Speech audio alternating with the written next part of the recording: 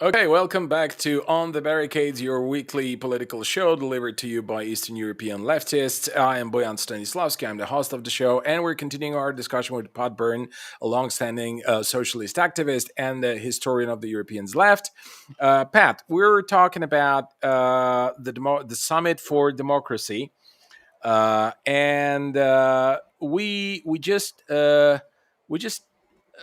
we were talking about how Poland, from Eastern European, from Eastern Europe, Poland, the Polish authorities were invited to participate in that summit, and the Hungarian ones were not, despite the fact that those two governments are of a very similar nature.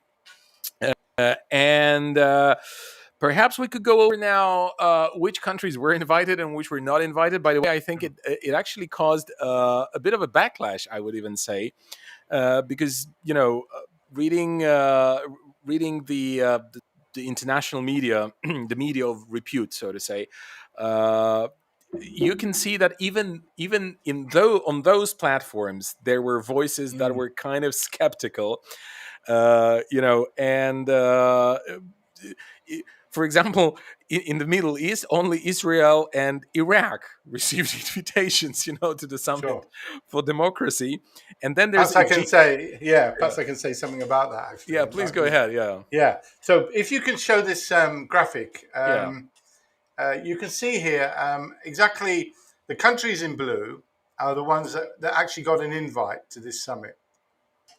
Now you can see, if you look at that, you can see. I don't know if you can blow it, you can expand it a little bit, but No, if not, unfortunately, you would have to do that okay, on your end. If you okay, can yeah, do that, yeah. then yeah. I might be able to do that. Hold on a second. That might make it a little bit easier. Hold on. And to, let's say, try that one here. Okay, that's a bit better. Yeah. So you can see here that the majority of Africa is not being invited. Hmm. Most of the Middle East not invited. Most of Asia not invited. Unbelievable. So, and you can see in Latin America, significant countries like most of Central America not invited, and significant countries in South America. Well, So from you what can I can see, in see, South America, only two countries were invited, right? no, these are not invited. I decided. Okay. In blue, the ones who are in blue are the ones who are invited. Right, right, right. Sorry. Okay. Okay. Yeah, I made a mistake. Yeah. So so they're just taking Latin America, for example. Now, Venezuela, of course, you'd expect Yeah, them not to invite. But having said that, Venezuela's just finished an election, an important yeah. election for all their regional Recognized governors as and fair mayors, by everyone. and it was attended and supervised by the EU observers, and they said that there's some things they could improve, but they recognise that it's generally a fair result. Yeah. And the opposition gained some good results, but the government, the pro-government forces gained the big majority. Or look at Bolivia, the other country they haven't invited. Bolivia has just had a presidential election, which everybody accepted was fair. So, on Yeah. what basis do they not want to Yeah, invite Bolivia? by the way, I want to say that Russia has had elections in 2018, and it was also recognized by everyone as fair and completely and totally Exactly, well exactly. organized. I want to say even more that I was an observer, an international observer during that elections, and I can attest, so to say, that everything But of was course, okay. Right. yeah, I mean, the criticism of Russia would be that about mainly on the media, I guess. But with that, then of course brings us on to the media in the West. But we'll come Yeah, to yeah, that yeah. later on, maybe. But the example of Bolivia is a classic example. Is that basically it's a left wing country and it doesn't follow the diktats of America. So Oh, in yeah. Central America, we've got Nicaragua, which is where again the left has just won an election. We just had an election in Honduras where the left has won the presidency. Again, nobody criticizing the election results. Why are they not inviting El Salvador? Why are they not inviting Guatemala? The Yeah. reason being is because they are planning a major operation in Central America, which they're calling Plan Central America, along the lines of that terrible program they operated in Colombia, where they poured huge amounts of money in there. To defeat the left. They're supposed to be a drug anti-drug thing, but it didn't stop them. Yeah. It was mainly against the left. But if you look at, there's all sorts of examples. Scroll down, you can see I'm highlighting in first of all, I highlight in green China and Russia. I mean, these are the two main enemies which this whole conference is aimed against. And when you consider that Russia is the largest country in the world geographically, China is the most populous country in the world. I mean, to exclude these countries is ridiculous. But look at all the 83 countries were not invited. 83. They invited 110, so they cut out 83, and including Bangladesh. They didn't include in South Asia. They didn't include Sri Lanka. They didn't include places like the Lebanon, where you could have many Christians of the Lebanon, but they have elections.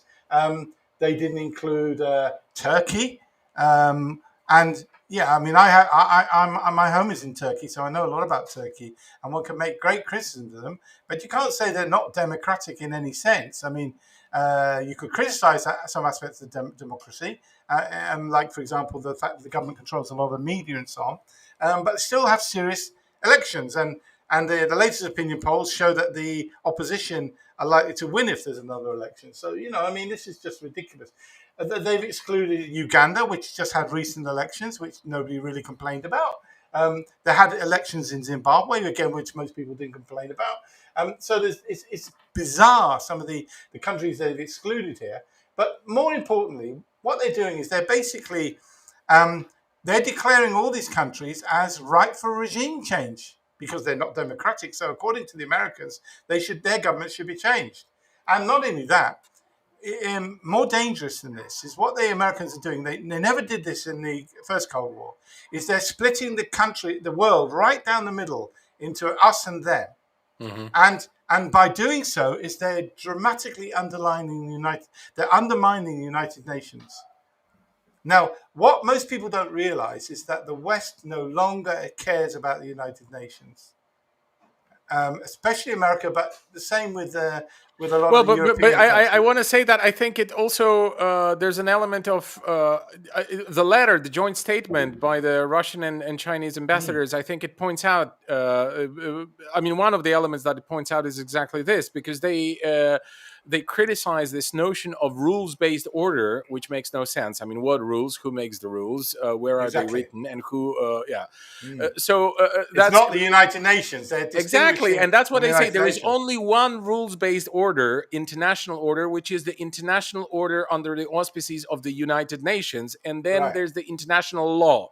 And this whole thing about rules-based order is just a humbug. I mean, it's like it's a made-up thing, okay? That the West or the Americans in particular, it's their rules. It's their rules, exactly. Yeah. And but even when you come to ask what rules, what are you talking about? I mean, what rules is Zimbabwe not applying or Turkey not applying in terms of democracy? Okay, I mean, we're talking about elections, about the political process, and so on and so forth.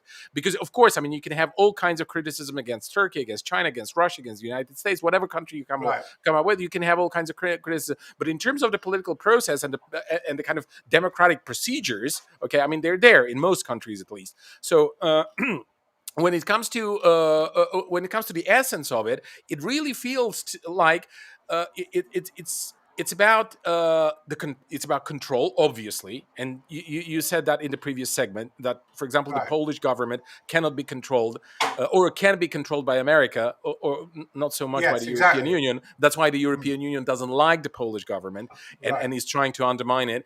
And then there's Orban, who cannot be controlled because he's too sovereign at the moment and he enjoys too much of popular support, right?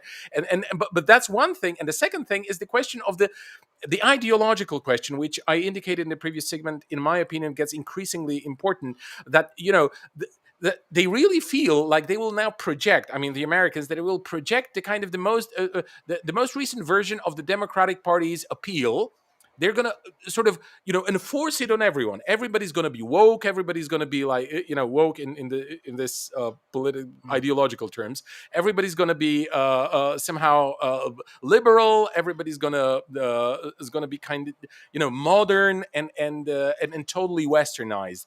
And so this goes Boyan, this goes on perfectly to this can you bring up on the next screen? Can you bring up on the Sure. screen here? Absolutely.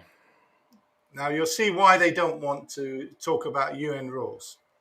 So this is a very clear. The UN Declaration says that every state has an inalienable right to choose its political, economic, social, and cultural systems without interference in any form by another state. So this is completely against this democracy summit and the whole orientation of the Americans and the Europeans, who do say they have the God-given right to determine that every country in the world must have their democratic system, give or take some change, some minor alterations, and their liberal values. And they talk about that. They talk about their values and the human rights that they recognize. And they believe that they can overthrow any government, and they have the right to go into any country and fund organizations to overthrow that government. But this is completely against democracy and against the whole basis of the United Nations, which is why the United Nations approved this declaration, which is why the US and its allies do not talk about, you notice they never talk about the UN declaration. They don't talk about the UN laws. They talk about their own, as you The said, rules-based order. rules-based order, their own rules-based order. They never specify what that is. So you can see how this thing works. Now, one might ask the question: why would countries go to this?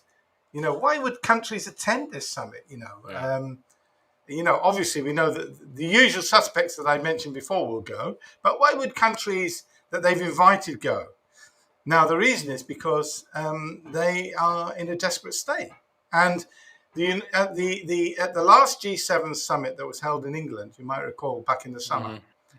the Americans and the G7. The G7 is basically a fake group, Yeah, it which used to be G20, then G8. no, well, So no. G7, yeah. There's a G8 and there's a G20, right? Yeah. But they don't hold those meetings much now because they know that means that big countries like Russia, China, Brazil, Turkey, Indonesia, and so on will attend those Mm. things. Who are now representing a huge proportion of the world's economy, the majority of the world's population. They just bring together the powers, the imperialist powers. Let's put the real name to it. Hmm. They can rely on. So they brought together the seven countries, and then they invited a whole string of puppets, like Israel and Poland. Taiwan and so on. They invited these countries that are willing to do their bidding as observers. And then at that meeting, because they can't stand this idea of the Belt and Road Initiative, which the Chinese has been rolling out across the developing countries, and which doesn't, unlike the Americans and the West, doesn't lay down any conditions. It's unconditional support. They don't interfere with your government. They don't try to overthrow you. They're just trying to genuinely help people raise themselves up economically and socially and so on.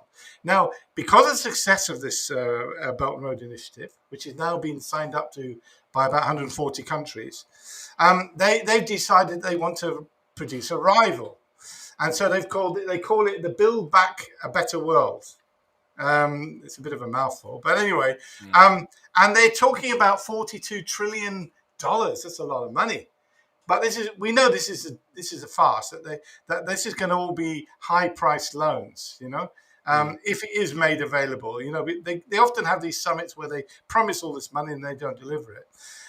But the thing is that they're going to, obviously what they're going to do is they're going to only offer this to countries who are not who are coming to this democracy summit and who are not participating in the serious way of the Belt and Road Initiative. So what they're trying to do is to set this as a rival organization. And what they're doing is they're trying to get the countries and the poorer countries who are desperate for help, particularly now with the pandemic and everything. They're trying to get them to come along to this thing and bend the knee to the Western powers. And on that basis, they then follow it up with getting these governments to make all sorts of changes, which will mean that they won't be democratic. They'll be effectively controlled by the West. Yeah. That's their intention. So you can see how serious this whole process is and how undemocratic. I'll come on to that we can come into that later on. So now, 1 second. Hold on a second. Here we go.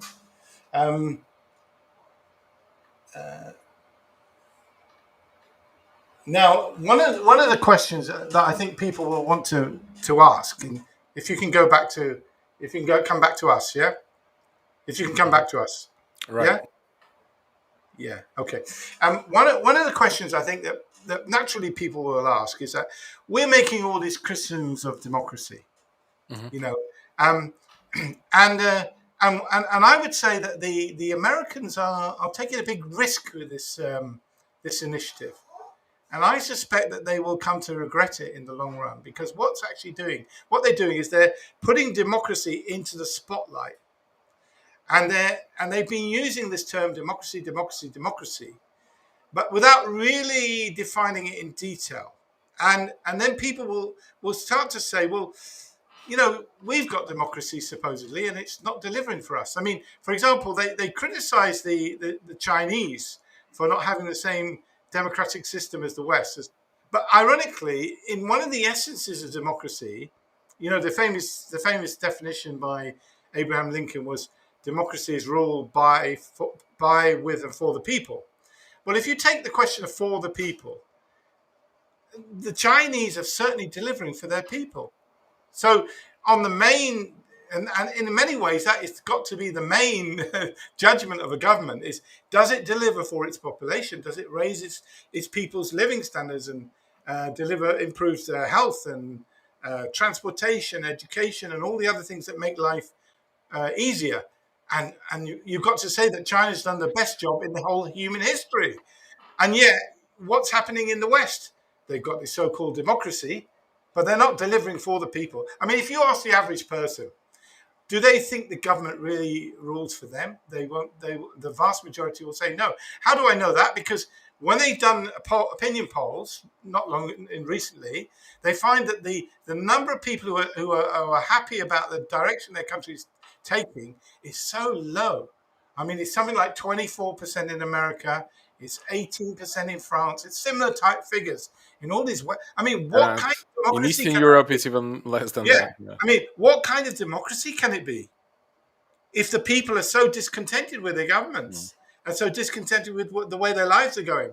And yet in China, when the American polling companies do surveys of China, okay, maybe it's not, maybe the situation in China with only having a state media and so on does influence the way people think. But nevertheless, they're getting results of 85%, Yeah, but 90% support for the government. So you can't, and yeah, like you anybody who goes cannot to make it China, up. Like I mean, no, you it's can't. you cannot Anybody, propagandize people. I know, 90% of the people into supporting the no, government. You can propagandize some amount, yeah, like in yeah, Poland, for of example, course, but yeah. you cannot really go that far. Yeah. Yeah, and the people who go on holiday or go on business to China, who talk to Chinese, they find that the vast majority of people they talk to genuinely support the government. And why wouldn't they? I mean, Of course. if you're seeing your wages dramatically rise and your housing, you go from just having a tiny space to live in, and then you've got a much bigger place to live in, and all within a short space of Yeah, time. and You know, contrast that with Eastern Europe, with places like Bulgaria, for example, where we have been through a civilizational downgrade over the last 30 years. Okay, I mean this is an ongoing disaster. All right, like we've lost yeah, 1/3 of our population. The country's depopulated. The people are exactly. are, are increasingly ignorant. The education is. I mean, I don't even want to start this topic, and the healthcare and everything. I mean, it bears no resemblance to what it used to be 30 years ago, and today it would even be difficult to believe, that 30 I years know. ago Bulgaria was an industrialized, well-developing country. Okay, so sorry Yeah. for the interruption, but I just wanted to No, no, no, sort no. of, I mean, you know, we can draw all this give our own. contrast. We can all give our own personal. I mean, I Yeah, occasionally, I'm from an Irish family, but I was born in Britain. So when I go back to the UK, it's so depressing, man. yeah. The people are so, they're so downhearted about the state of the country and the way things are going, and nobody's happy with the governments that they elected Boris Johnson. He promised that he was going to level up all these poor, neglected areas that Yeah. they suddenly got some conservative votes in. And then the people are saying, well, where is it? What's happening? I mean, in America, Biden introduced some laws, and see what happened in the Congress. Several of the senators and the Congress people were bought off by the neoliberal lobbies and corporate lobbies, and so they gutted the legislation. And so the infrastructure bill has now been turned into a big handout to private companies, and it's also including privatization, and it's totally the opposite of what they thought. And the reconciliation budget bill the idea started off with 10 trillion, then it went down to 6, then down to 3.5, now down to less than 2, and a lot of the things that were good things that they were promising to do, which are basic standards which we're used to in Europe, they took them out. And like the minimum wage was dismissed, and unbelievable, and so even when the Democrats, the overwhelming majority of Democrats wanted to vote for it, but just one or two senators who were being Yeah, paid. I just want to, I would like to mention one more thing here because I feel it's important nuance for, particularly for the Western audience, if there's anyone in the West watching us to consume, because there's this very simplistic, how to say this, interpretation, okay, that there are democracies where the governments are elected and thus supported by the people because they are elected and so on and so forth. And then there are dictatorships where everybody is against the dictator, but yet the dictator is still there because he can just repress hundreds of thousands or millions of people. And this is completely not the case. I mean, even the experience of the Eastern Bloc. I mean, there were countries where genuinely there were pro-capitalist and anti-communist tendencies, like Hungary and Romania. And Poland, by the way. Mhm. I would say that those were the two countries where there were real, genuine pro-capitalist movements. But that's another story. I don't want to start another topic now. But Yeah, in countries like Bulgaria or in countries like I don't know, the Czechoslovakia and stuff like that. I mean, there was a lot of support for the government. Okay, I mean, not the kind of 80% or whatever they would claim during their election mm. cycles, but there was a lot of, and it continues even up until today. When you look at Belarus, for example, they tried to stage a coup last year in Belarus, exactly using the civil society, non-governmental organizations, and so on and so forth. And of course, those non-governmental organizations, what they did is they were able to base themselves on some genuine grief in the Belarusian society. Sure, Otherwly, there of was a course. lot of it, but there's grief Yeah, everywhere in America, in the most democratic countries, in Canada, in whatever, yeah, exactly. whatever other country. But what I'm trying to say is that obviously Lukashenko, Alexander Lukashenko, the dictator that he is, obviously he's a dictator and he's a pretty bad one. Okay, I mean, Right. he does repress people. What I'm trying to say is that, obviously his rate of support is not 88% or whatever he claimed during No. the elections last year, but I bet my head that it's way over 50%. Way over, like probably over 60.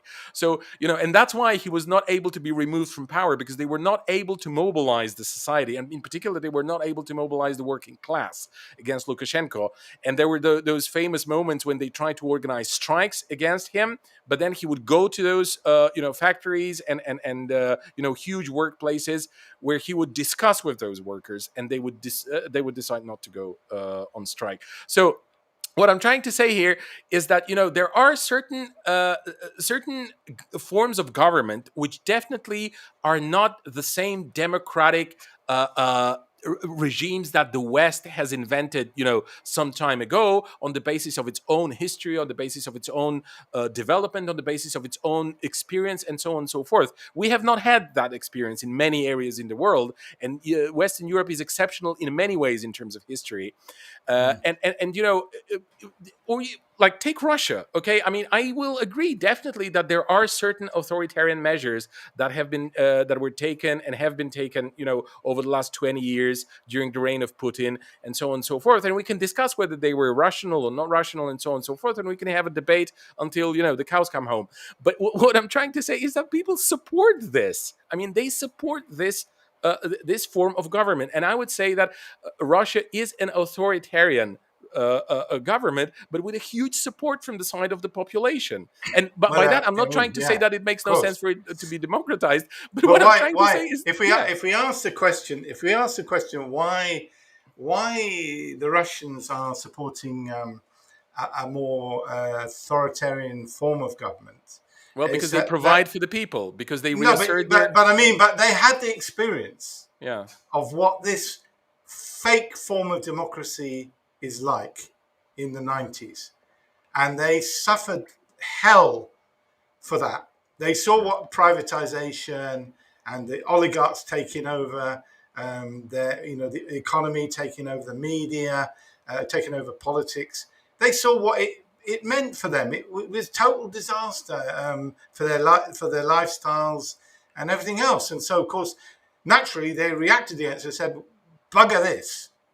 And they went for they switched back to a more at least a more what they saw as a more type of government that would benefit them more and would actually restore Russian sovereignty and so forth, which they'd lost. So you can fully understand why, although Putin obviously he dominates the media and that gives him a great advantage, and without that I suspect he'd have a lot more problems, but he's ruling with a lot of support from the public because of that, because they remember what this alternative that the West is offering is really like in practice.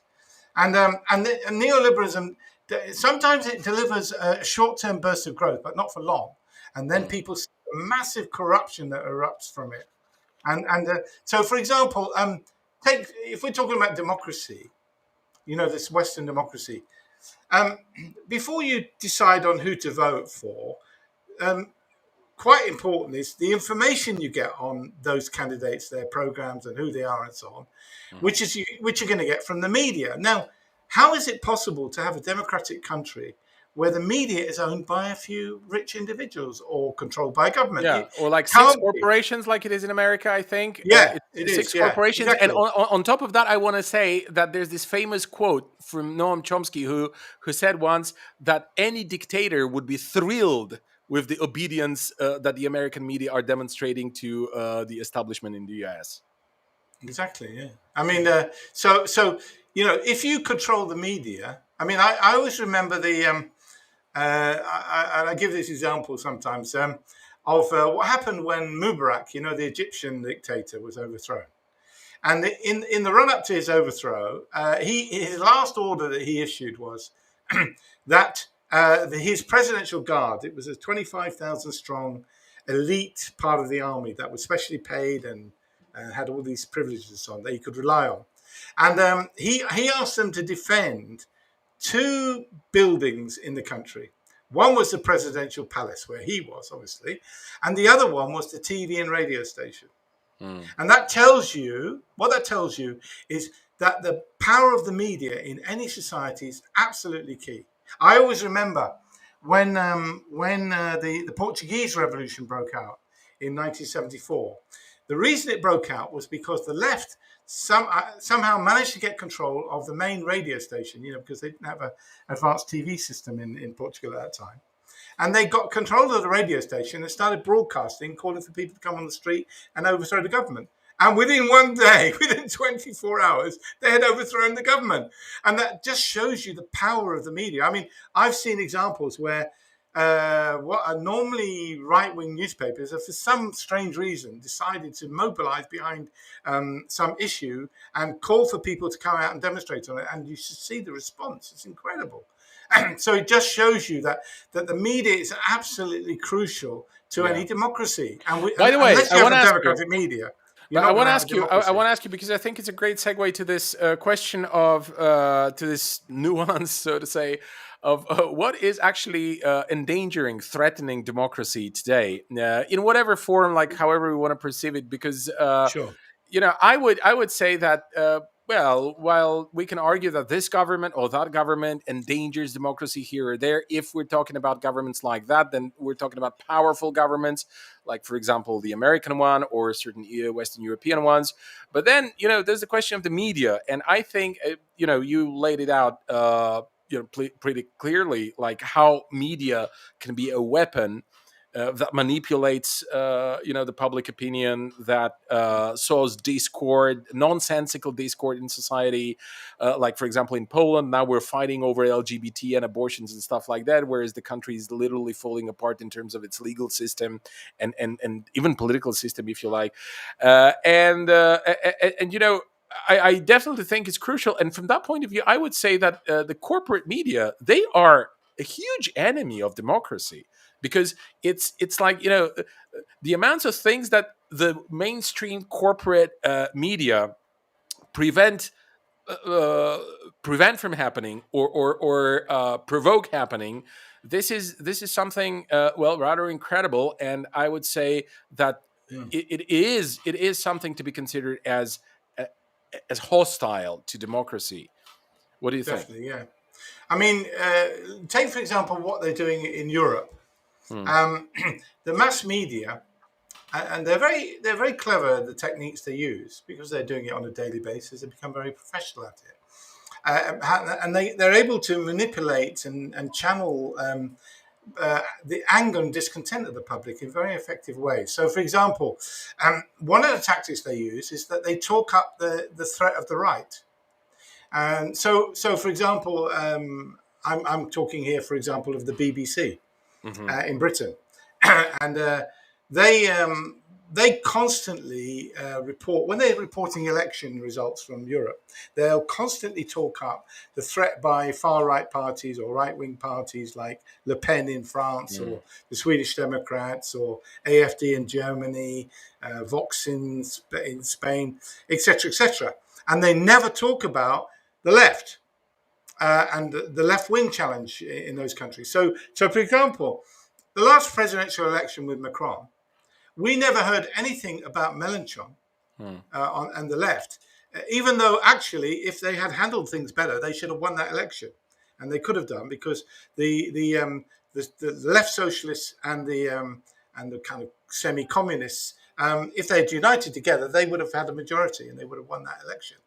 But no, they talked up Le Pen, and they do it every election, and always Le Pen does far worse than they expect. Um, and we see that happening in one country after another. In Spain, for example, they never used to talk about the new left party, Podemos. Um, and they never reported really how the socialists at that time were going to the left and so on. But as soon as Vox, this small right-wing fascist party, came, there was huge publicity on the BBC about it. And so why do they do that? Why do they talk up and publicize the right?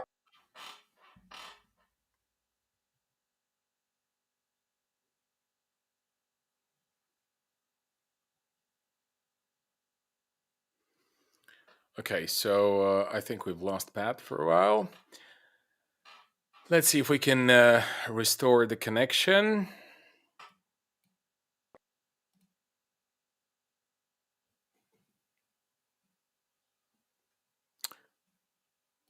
Than the left. Because Right, the right, yeah, Pat, you got Pat. a problem. You got a problem. Yeah, there was a technical problem, so I think it makes sense that you repeat the last 15 seconds or 20 No seconds of problem. what you were saying. Please go All ahead. right, Yeah. yeah. So So the Vox, question, fascist party, yeah, and yeah. media. So the BBC, they never reported about Podemos, which Hmm. got a massive amount of support. They never reported any developments of the big fight between the left and the right and the Socialist Party, which the left won for an important period. But as soon as a small right-wing semi-fascist party called Vox appeared, we never heard the end of it. And the question you have to ask is, why do the mainstream sort of liberal centrist party mainstream channels, broadcasting TV channels, why do they talk up the right? And the reason is because although they don't like the right, they much prefer, if people are going to leave the centre, that they prefer them to go to the right, because the right are no real threat to the rich and the powerful. They're not going to make any major differences. They never do. They make all these, they often very populist messages, and they try to voice the anger of people at Yeah, like the Trump, rich and for example. I mean, yeah, this like was the Trump and so on. But when they get in power, they do the bidding of the rich, and absolutely, yeah, they give the tax cuts and all the rest of it. yeah. They do, the one thing they don't want is people to go to the left, because the left are going to come forward measures against the rich and the powerful, and these TV stations are ultimately under the control of the rich and powerful and answerable to them. So that's a classic example of the dangers of the media, and what you say about them being an enemy of democracy is very true. Let's look at the fact they're not democratic in any shape or form. Nobody votes for the media bosses, the TV channel, even the state TV channels. They're not answerable to anybody. They're not answerable to their workforce. They're not answerable to their viewers. They're answerable to the government above them, if they're state channels, or if they're private channels, to the people who own them. So how can they be pushing democracy when they are dictatorships Yeah, they have no themselves? incentives. Yeah. Yeah, I mean, it doesn't. It's just a complete contradiction and Mm. hypocrisy. They know that. The reality is they know that. I'm a retired journalist, so I've been through all this. I know how inside the mainstream media. I've worked in the mainstream media. I know how it works. You have to do their bidding or leave. That's the only choice you have.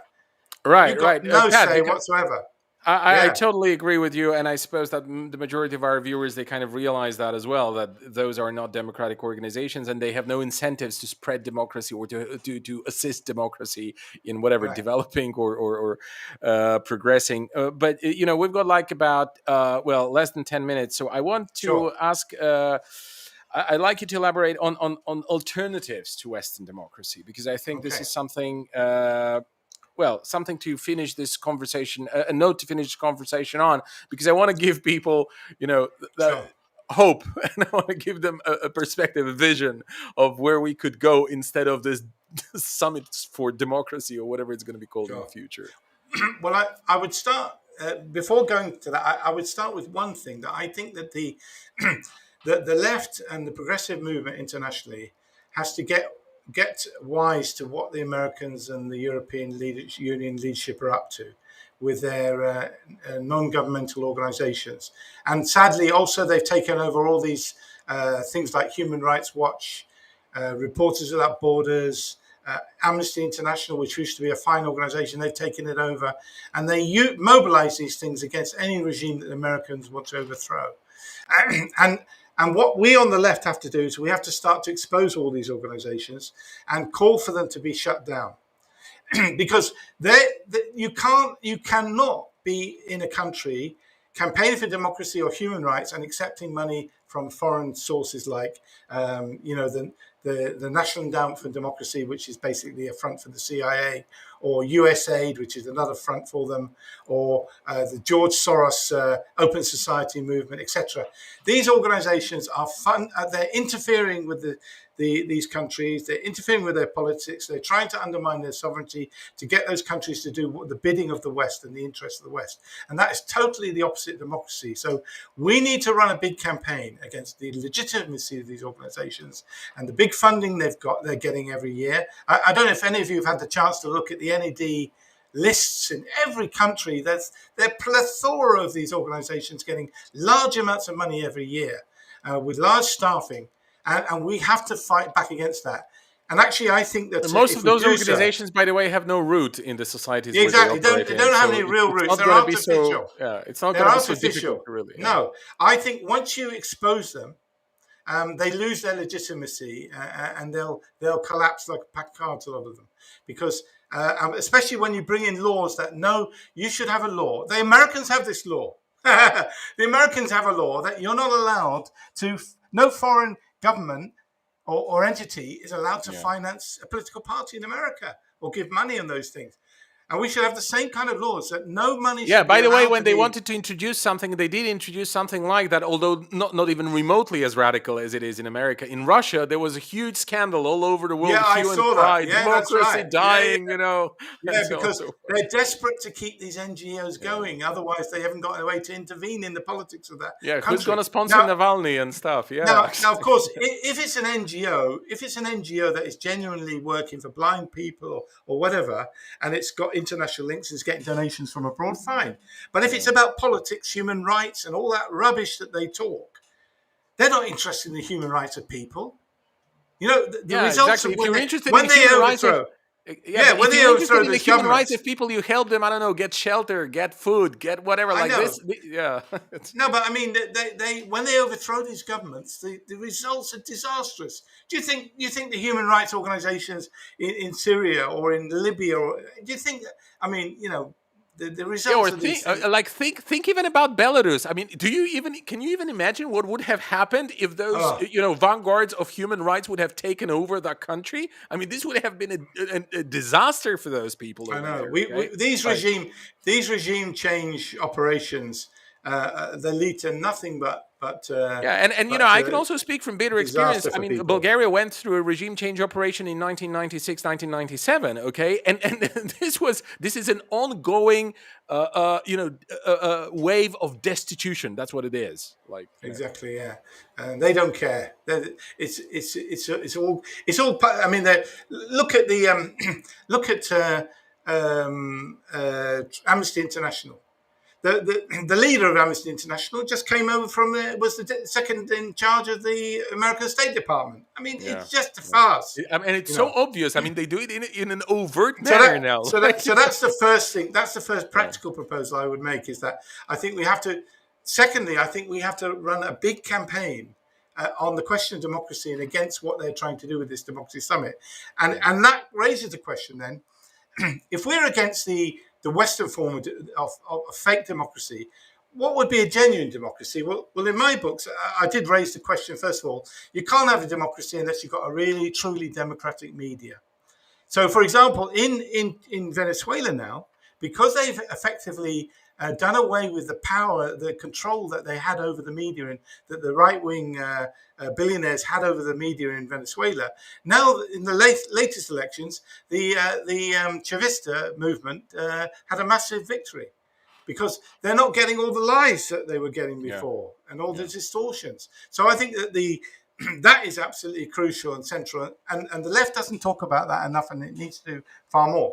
But I believe that we need a new form of democracy, not this kind of competitive, market-driven style. It's a kind of Where It's a people perfect. perceive it, yeah, I only want Yeah, to say that it's a people perfect perceive it reflection mostly of. as a casting for who's going to be stealing, Yeah, like next exactly, 4 years. exactly. And It's a kind of a perfect reflection of the neoliberal capitalist model of the economy and society. The yeah, elections democrats reflect that. So you end up with a situation where you've got political parties that are received. I mean, no political party should not be able to receive large amounts of money from rich people.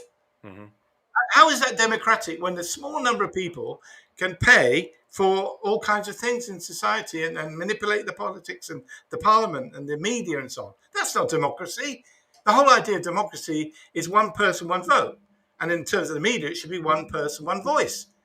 So this is nonsense. If you allow the rich to corrupt the system by backing parties, backing politicians, once the governments are in power, then they bribe the politicians. We've seen so many examples of all behind the scenes what they're doing and what they're getting up to get the rules and laws and changes they want. And we have to introduce laws that ban all of those things. And we have to introduce, like, we can have state funding for elections and things like that at a reasonable level, so people are on a level playing field. So people yeah, vote for people not because they're suddenly in the media all the time with fantastic posters. And most people nowadays, when they see these election campaigns come along, they just look at it and they say, what a circus. You know, these politicians are just coming along to get our votes so they can get into power and then feather their nests and whatever, and that's so we have to break away from this kind of capitalistic form of democracy, this dominated by the rich form of democracy.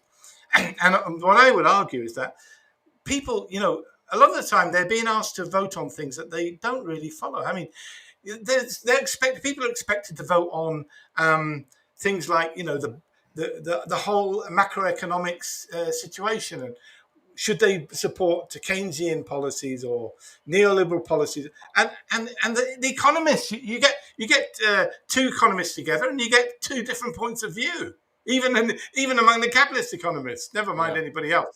And so you know, we're asking people to take these big decisions, but we're not giving them the chance to influence things that actually affect their day-to-day lives. I mean, you have these elections every 4 or 5 years, and then in between they just get away with what they want to. We need to move to a totally different.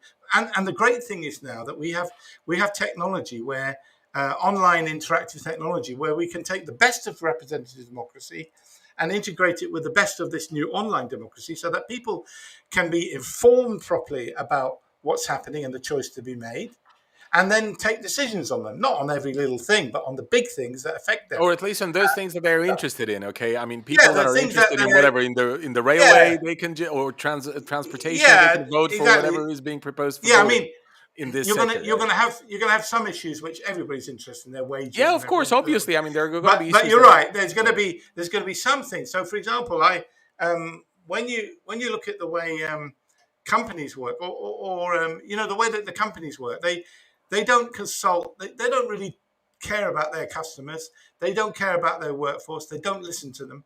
They're just interested in the shareholders, the investors, the and the owners, short and how term much money. Yeah, the profit. short-term money profits they can make.